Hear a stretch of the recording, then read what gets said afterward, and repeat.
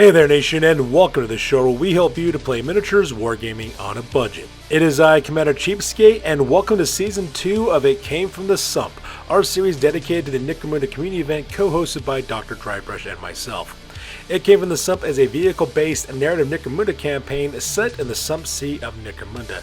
And on today's video, Battle Report number 13, the Iron Major with the Pale Horse Posse of House Orlock fights against Warlord Ace of the Velvet Privateers from House Van Saar, and both these gangs are throwing it down in the Slaughter Stalker's lair to see which of them can actually kill this mythical beast and at the same time save the poor denizens of Tetanus Town from this creature that stalks them and preys upon their flesh. So because the video is a little more of a deeper dive, I will put timestamps in the description box down below so that we can click and navigate to the part of the video that interests you the most. So this video is going to be really exciting. We're using a custom scenario created by Dr. Drybrush. I suggest you go check out his channel and also check out his coffee page so that we can download the rules for absolutely for free. It's an amazing scenario, and we've kind of tweaked it just a little bit just so that way we can have two different gangs fight on the same battlefield where the Slaughter Stalker is preying upon the innocent. So that being said, we'll play some background music real quick. As the music is playing, we'll show you pictures of both gangs as well as their characteristics, and we'll be right back with scenario rules after this.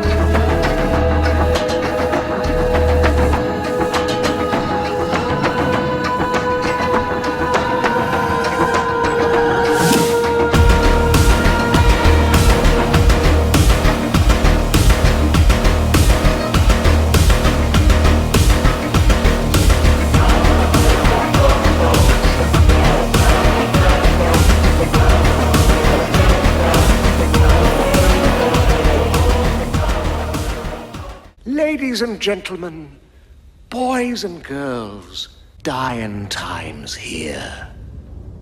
So the scenario rules for this one is the Slaughter Stalker's lair. As you can see, my friends are playing on a 4x4 table and they're fighting in the ruins of Tetanus Town, a small little burg that's located along the shores of the Sump Sea that has been victimized by the Slaughter Stalker. Both these gangs, the Pale Horse Posse as well as the Velvet Privateers, will throw it down in this abandoned urban area and at the same time try to stalk these ruins or try to find the Slaughter Stalker so that way they can kill it and bring fame as well as renown to their gang as well. Now, the Slaughter Stalker is actually a very powerful Sump Beast character that was created by Dr. Drybrush, as well as this scenario, and you can download this for free from his coffee page. I highly suggest you do so. It's a fun, especially if you're playing it as a fun solo play adventure, it's extremely fun to do it that way, but it's even more fun when you have multiple players throwing it down as well. Pretty much the idea here is that both gangs are trying to fight one another at the same time, try to find the Slaughter Stalker as well as slay it. The victory conditions for this one is if you manage to kill the Slaughter Stalker, you end up being the winner of this scenario. At the same time, if you do manage to win, you earn 2d6 times 10 credits for reward. At the same time, if you manage to kill the Slaughter Stalker, whoever does so manages to earn additional D3 experience points. Every participant in the battle report will also gain 1 experience point as well. For any gang that is victorious in this battle report, they earn +1 reputation and -1 reputation for any gang that battles out as well. At the same time, if you do manage to kill a Slaughter Stalker, you can harvest D3 Slaughter Stalker glands, which will come into effect later on in our community event. So that being said, let's go ahead and talk about deployments real quick. So as you can see on this little mini map, both of my friends are playing on a 4x4 table. My friend Iron Major will be playing the Pale Horse Posse, which will be represented by the cyan colored fighters on the map. As you can see on the key there on the left hand side, he'll be deploying on the far side of the tabletop, while my other buddy Warlord Ace will be playing the Velvet Privateers at House Van Saar. They'll be represented by the green elements on this table as well, and he's located on the bottom right hand corner of the tabletop. And as you can see, the Slaughter Stalker will be represented by the magenta colored text as well as symbols, so that way when it does pop up on the battlefield, you understand basically where they're kind of fight at. Now, as for deployment, for the most part, pretty much it looks like that my friends have kind of scattered their teams into multiple fire teams so that we can spread across the tabletop. As for battle plans, I wouldn't really know too much about this because the only thing I'm doing in this battle report is either 1, taking photos for the battle report, or 2, playing as the Slaughter Stalker when it gets activated. So with that being said, let's go ahead and talk about the individual deployments and where everyone is located at. So first of all, make up the left-hand side of deployment for the Pale Horse Posse with a 4-man fire team. In the back is Bellringer, the Road Sergeant, who's got a plasma pistol as well as a servo claw. Right in front of him is Tulok, which is a specialist armed with a combat with a multi-gun as well. Right behind them on the left-hand side, that character's name is Roadkill, which is the arms master armed with a shotgun, combat shotgun, as well as his shotgun, the surgeon, big name as well attached to him. And then right next to him is Quickscope, which is a gunner who's armed with a autogun with a telescopic sight. Unfortunately, we were so excited about playing the big battle report, I forgot to take photos of the right-hand side. Just to let you guys know, Howler the Road Captain, who's got his bolt gun, auto pistol as well as servo claw and demolition charge. He's mounted upon the Knight Rider, which of course is the custom rig that's from their Abyssal Ferryman team as well. And on board that vehicle as well, we got 2 greenhorns. We have Hardtop, which is a brand new greenhorn that they recruited in the last scenario, as well as Black Tom as well. And those guys make up the mount on the vehicle, and they make up the right-hand side of the deployment. Once again, I forgot to take a photo of it, and I do apologize for that. And deployed in the bottom right hand corner is pretty much the entirety of the Van Saar gang deployed in one location as well, kind of sticking together. Right in the center is Lady Alenia's Revenge, which is a custom rig that's piloted by a Technica. It's got a mining laser as well as a transport bed as well. On board that vehicle, we got 5 fighters. We have Raldo on the Prime, who's armed with a combat pistol, the melta gun, as well as a last pistol, and the fast shot skill. Right next on the right hand side is Bolderon, which is the Augmec, who's armed with a plasma gun as well as a last pistol. Also has the munitioneer skill. Up in the front of the vehicle, we have Titus, which is the Archaeotech. He's got armor body glove as well as flak armor and a rad beamer. Also got Alpha Ocular Cybernetica as well. He's also got the weaponsmith skill. And on either side of him is Onaya and Anaka. They're both sub-techs, or armed with armor body gloves, flak armor, last sub carbines, as well as shock saves. They're also packing incendiary charges due to the Promethean cache that they have for their territory. On the left-hand side is one of the mounted on a grav cutter. The pink color grav cutter is Silas, the Neotech. He's got a hand flame as well as a last pistol as well as incendiary charge. Managed to get the 3rd piece from that for the Promethean cache. And on the right-hand side, that character is Delacroix, which is another Neotech who's riding the teal-colored grav cutter. He's also got a last pistol as well as a high-strike energy shield. He's also got photon flash grenades as well. And that pretty much makes a deployment for the Velvet Privateers. And of course, hang off with the side of the tabletop is the Slaughter Stalker, which is the Sump Beast. This character is 240 credits. You can see his character, he's just waiting to basically pounce upon the enemies once they do a basic search action.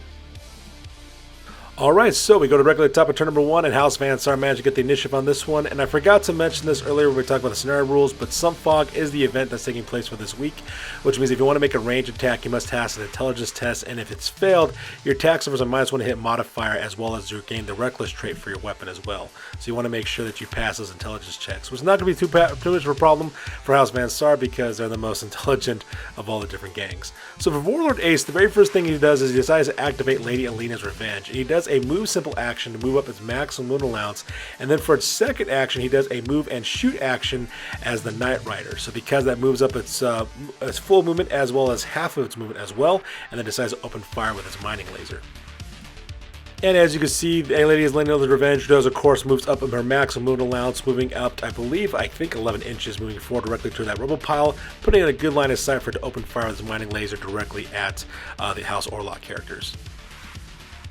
So because they moved up so far, they're within the short range distance of firing that mining laser, so they don't have to suffer against the -1 hit penalty for firing at long range, and they're shooting directly at the Knight Rider, which is the custom rig that the Orlock leader, Howler, as well as Black Tom and Hardtop are mounted upon. So the very first thing that ends up happening is that Lady Alina's Revenge must pass an intelligence test due to the Sump Fog special rule. They just have an intelligence of 6+, so because that passes that, no problem. They are firing a mining laser in the short range as well, so because they don't have to suffer the -1 to hit penalty for firing at long range. They're striking a strength 9 with -3 AP as well as 3 damage on the Knight Rider as well. And the Technica that's driving Lady Alina's Revenge has a Blizzard skill 3+, so the only thing he needs to roll is 3 or higher on a d6. Needless to say, the shot is good and managed to hit the Knight Rider as well, and Strength 9 against a front toughness of 8 requires a 3+ order wound, and of course Lady Alina's Revenge has no problem whatsoever securing that wound against the Knight Rider. Now normally the Knight Rider does have a 4 armor save, but because it's being shot at with a mining laser with -3 AP, they get no armor save whatsoever, so the shot goes directly against the Knight Rider. And when it came to the damage dice on the vehicle, managed to get a catastrophic hit on the engine. So because of that, the Knight Rider suffers a -2 to its hull points as well. Also -1 to its handling check, which it must take in order to see if it actually stays in place because it is stationary. Unfortunately, the Knight Rider does fail its handling check, so we basically roll the direction dice to see exactly what happens to the vehicle. It ends up rolling over, and to make matters worse, it rolls over 3 inches to the right-hand side as well. So it's going to roll over 3 times, which is absolutely catastrophic. In the end, Howler, Hardtop, as well as Blacktop are thrown. Blacktop actually managed to land on his feet, so he's perfectly fine, but Hardtop and Howler are currently pinned. Luckily for them, though, none of them suffered any wounds, so they're perfectly fine as well. Now, the Knight Rider, of course, is wrecked, and so because that does suffer a loss of power lingering in it, kind of like damage directly to the vehicle, so because it will have -1 to its movement characteristic for the rest of the campaign. So as you can see on the little mini-map, the Knight Rider has been blackened out and the name highlighted in red, and that's to represent the fact that that character is now out of action. So just like that, the Pale Horse Posse has lost their custom rig. At the same time, Howler and Hardtop have also been highlighted in yellow, and that's to represent the fact that those 2 characters are currently pinned right now. And speaking of, the very first thing that Iron Major decides to do is to activate Howler, his road captain, because he's kind of out in the open. He doesn't want to lose his leader as well. Now, unfortunately for Howler, the road captain, though, he can't do a group activation because he's currently pinned, but he plans on escaping that situation and to get out of the crosshairs of the Van Saar before him. Iron Major takes a basic action to get Howler back on his feet again in order to escape pinning, and he does a simple action movement forward directly towards the tower in the center of Tetanus Town, so that way he doesn't get shot at. And as you see in this close-up, Howler, the road captain, moves up his maximum allowance of 5 inches, heading directly to the base of the tower, trying to use the terrain there as cover so that he doesn't get shot at or sniped at by the Van Saar mounted on Lady Alina's Revenge. And as you can see from the overhead shot of the little mini-map, player number 1, Howler, has been grayed out towards the fact that he's moved up forward to try to escape being shot at by the members of House Van Saar. So with that, we go back directly to Warlord Ace, who decides to do a group activation with his Archaeotech Titus, who also does a group activation with Onaya, which is one of his subtechs as well. Onaya does a basic action in order to disembark from Lady Alina's Revenge, and once she gets back onto the ground level, she does a basic action to search the area for the Sump Beast. Now, unlike other Juvie level fighters, though, Van Saar subtechs do have an intelligence of 7+, so it is actually quite average. But unfortunately for my buddy Warlord Ace, though, he fails his intelligence test, so because of that, nothing much really comes of it. And there's already shot of the entirety of the battlefield so that we can see that player number 6 from the Pelvic Privateers, which is Onaya, has been grayed out because she's been activated next. So to continue on with this group activation, Warlord Ace decides to activate Titus next, who does a basic action to search for the Sump Beast, and with an intelligence of 5+, as you could probably guess, he has no problem whatsoever locating the Sump Beast as well. To make matters worse, though, when he rolled up on the event table to see exactly if the Sump Beast showed up, it got the It's Behind You special rule. Now, none of his fighters currently have any ready markers and giving cover, so because none of them can shoot at the Slaughter Stalker, and the Slaughter Stalker does show up 3 inches in the blind spot for Titus. So as you can see from the overhead shot of the battlefield, the Slaughter Stalker, the magenta 1 symbol, has actually popped up in the blind spot for Titus. So because of the Slaughter Stalker will get to activate next and go directly after that Archaeotech. And this is where yours truly gets to come in because I'm controlling the Slaughter Stalker. And the very first thing I'm going to do, of course, is to declare a charge directly against Titus because he's the one who accidentally bumped into the Slaughter Stalker. He's going to take a double action, go directly behind it by boarding on Lady Alina's Revenge and striking back against the Archaeotech. So here's an overhead shot of the little mini-map. As you can see, the Slaughter Stalker has a red line right behind her, represents the fact that it's charged directly into Titus, and he engages the Archaeotech in close combat. So because that the Slaughter Stalker is targeting Titus, it does have 3 attacks base and it earns +1 attack for charging, giving it 4 attacks total. It is striking with its Ferocious Jaws, which is at strength 4, -1 AP as well as 1 damage. It also has a rending trait as well, which means if I roll a 6 to wound, I actually do double the amount of damage from that Ferocious Jaws attack. And with the weapon skill 3+, all I gotta do is roll a 3+ or higher in order to hit against Titus. Of the 4 attacks that the Slaughter Stalker managed to strike against Titus, 3 of those attacks hit, and with a strength of 4 versus toughness of 3, I was going to require a 3+ order wound, and I do manage to land 2 wounds against the Archaeotech. Now, because of that, I do manage to land those 2 wounds. Titus does have a 5-up armor save with his flak armor as well as an armored body glove. With the -1 AP though, it drops that armor save to a 6+, and unfortunately for Warlord Ace, he fails both those wound rolls for Titus, and both of those wounds go directly towards him, which of course means I get to finish him off with a coup de grace. So with a blood-curdling roar, the Slaughter Stalker managed to chomp down directly onto Titus, putting a critical injury on that fighter. So because of that, he will need to make a medical escort mission at the end of the scenario. However, though, luckily for the members of the House of Saar Velvet Privateers, they do have Victor Vector, which is a rogue doc, so because of that, they can make a medical escort mission for free, even though he did suffer a critical injury. And as you can see from the overhead shot of the entirety of the tabletop, unfortunately Titus's symbol has been blackened out and his name highlighted in red to represent the fact that he has been taken out of action as well. And as crazy as it may sound, the Slaughter Stalker actually stays on the tabletop because no one managed to do any counterattacks against it or to hurt it. So because of that, for the first time I think ever, this creature actually kind of sticks around for the most part, which is quite intimidating. So because this Iron Mage decides to do a group activation with Bellringer, his Road Sergeant, who also does a fellow group activation with Orlock, which is a specialist arm with a melted gun, and both those characters of course make double movements forward in order to close the distance between themselves as well as the Slaughter Stalker, so that hopefully they'll be able to bear that melted gun directly against that creature and hopefully take it out of action. Now from the overhead shot of the battlefield, as you can see, both Bellringer and Orlock have been grayed out, and they are moving forward with double movements heading directly toward that sniper tower in order to provide some more cover for Howler, so that way they can engage against the Slaughter Stalker if they're able to as well. So because of that activation, we jump directly towards Warlord Ace. And Warlord Ace also decides to do a group activation with his leader Raldoron, which is his prime, who's armed with a combat pistol, which is a last pistol as well as a melted gun, and also does a group activation with Bolderon, which is his Augmech, who's also armed with a plasma gun. As you can see from the minimap, both Raldoron as well as Balderon have been highlighted in gray to represent the fact that they are now activated, so because that, Raldoron's going to go first. So Raldoron, of course, has no problem passing the intelligence test of 4+ in order to make sure they can shoot because of the Sump Fog, but he has the fast shot ability, so because he treats shooting actions as a simple action, and with that combat pistol, that means he's going to be able to fire that multi gun on the combat pistol twice. So this is his very first shot that he takes directly against the Slaughter Stalker.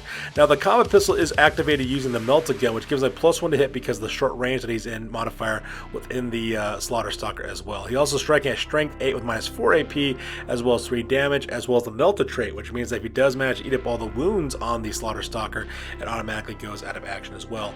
And with a ballistic skill of 2+, all he has to do is not roll a 1, and he's going to manage to hit this thing.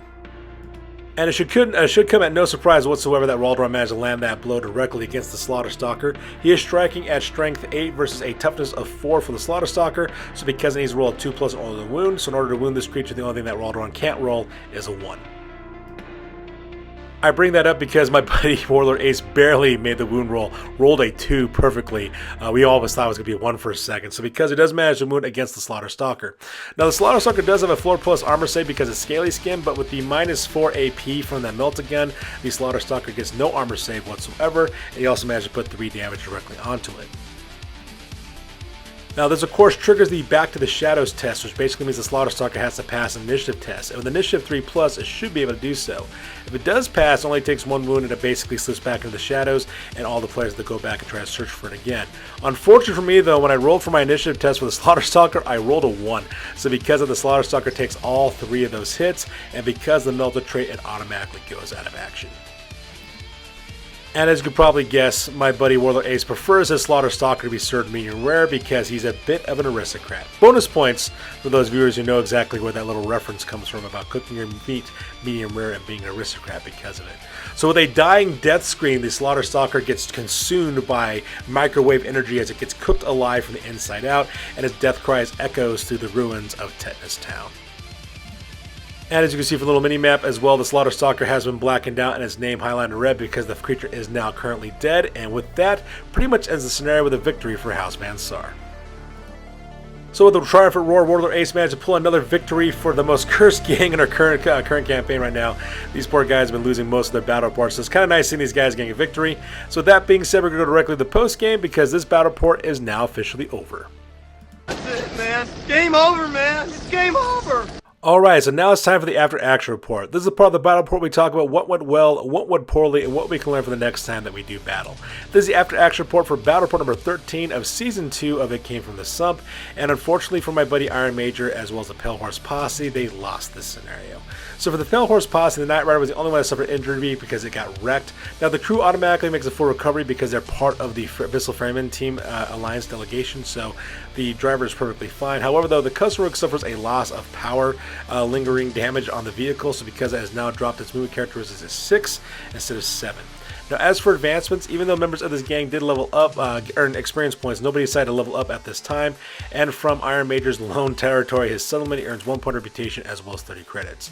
He still maintains an alliance with the Abyssal Ferryman team, and he places all 30 credits that he's earned directly into his stash as well. Now for reputation, he gets 1 point of reputation from his settlement, as well as 1 point of reputation from fighting against the Velvet Privateers for the very first time, bringing his grand total reputation to 10. His new record now is at 1 win and 2 losses, and his new gang rank now is at 2,410 points. So my buddy Warlord Ace managed to win this scenario as well, so that's another victory for this. For his injuries, Titus did suffer a critical injury, so because he must perform a medical escort mission. Now luckily for them though, they do have Victor Vector, which is a rogue dock, so because they don't have to pay for the medical escort mission. However though, the best they can hope for is stabilize, which is what they managed to roll on the medical escort table. Now well, of course he got stabilized, that means he got to roll on the last ring injury table, and luckily for my buddy Warlord Ace, he rolled horrid scars for Titus, so because that now Titus actually has the fearsome skill for free because he's so horribly disfigured, and as a bonus he makes a full recovery, so because that Titus is perfectly fine and now he's more frightening to charge against because of his injuries. Now for advancements, a couple of members of this team did advance. Raldoron managed to level to level 1, earning +1 to his toughness and increasing his credit value by 30 credits in total, so because of that Raldoron is now a toughness 4. Balderon, which is the Augmic, also leveled up to level 1 as well, and he decided to roll on the Savant skill table, and he rolled the Fixer skill, so because they will be able to earn D3 times 10 credits in every battle report he manages to participate in, so long as he doesn't get taken out of action. At the same time, he also increases his credit value by 20 credits as well. Silas, which is the Neotech, also leveled up to level 1, earning +1 toughness as well, making him toughness 4 and increasing his credit value by 30 credits. And Delacroix, the second Neotech, did exactly the same thing, earning +1 to his toughness, making him toughness 4 as well, and also increasing his credit value by 30 credits. And then lastly, Lady Lita's Avenge also leveled up to level 1 as well, earning +1 to the cool characteristic, so because of now they're a little bit more brave in the combat on the tabletop, and they also increased their credit value by 10 credits as well. Now from their territories, from their settlement, they earn 1 point of reputation as well as 40 credits. For the Promethean cache, they still maintain those 3 sets of incendiary charges for free. From their workshop, they still maintain Sulaco, which is their ammo jack, for free, as well as earn 50 credits. And because they won the scenario, they got a brand new territory, and when they rolled up on the territory table, they got the Needleways, which means that up to 3 of these fighters can now infiltrate on the battlefield, which is actually quite scary. Now from their alliance with House Catalyst, they managed to avoid debts to be paid, so all of their Juby level fighters are perfectly fine. And from their trading post, they managed to score 80 credits from the scenario, as well as 90 credits from their territories, as well as additional 30 credits from Balderon's Fixer skill, giving them 200 credits in total. At the same time, they also managed to harvest 3 Slaughter Stalker glands from the Slaughter Stalker as well, that they can use later on in our campaign. And as for the 200 credits, they put that directly in their stash, and I think the reason why is because my buddy Warlord Ace is saving up his credits in order to purchase a Arachnid Wreck for his gang when we get to the down phase as well. Now from their reputation, they earn 1 point of reputation for their territories, as well as another reputation from fighting against the Pale Horse Posse for the very first time, as well as 1 additional point of reputation from the scenario, giving them a grand total of 10 reputation in total. The new record now is at 2 wins and 2 losses, and the new gang rank now is at 2,340 points. So there you guys have it. That's going to be battle report number 13 in the books. As always, please feel free to like, comment, and or subscribe. Your guys' input is invaluable to us as always. Also, if you guys end up participating in this community event, please let Dr. Drybrush and myself know about it, because we'd love to hear some of the things that the community is doing at large. That's good for this video. I am Commander Cheapskate. I will catch you guys in the next one. Peace out and stay classy.